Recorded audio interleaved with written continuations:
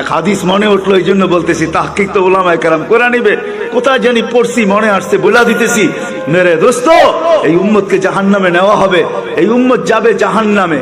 যেই জাহান্নামে যাবে ওটার নাম জাহান্নাম। জাহান্নাম 7টা ভিন্ন ভিন্ন নাম, ভিন্ন ভিন্ন ধরনের লোক যাবে।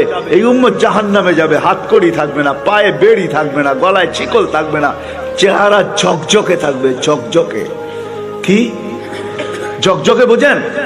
হ্যাঁ, ফর্সা থাকবে, ঝকঝকে আলোকিত চেহারা। মালিক জিজ্ঞাসা করবে ফেরেশতাদেরকে, আরে এটা কোত্থেকে ধরে নিয়ে আসছি? ধাসকড়ি কোথায়, বেড়ি কোথায়, শিকল কোথায়? চেহারা তো ঝকঝকে।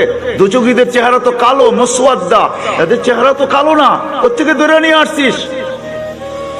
তো ফেরেশতারা জবাব দিবে না, দিবে আল্লাহ জবাব। আল্লাহ আল্লাহ বলবে, আমার বন্ধুর উম্মত মালিক, আমার বন্ধুর উম্মত।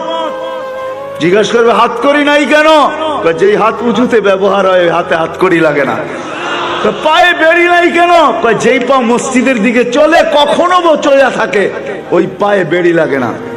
যেই পাও আমার ঘরের দিকে চলে, গলায় বেড়ি নাই, চেহারা ঝকঝকে।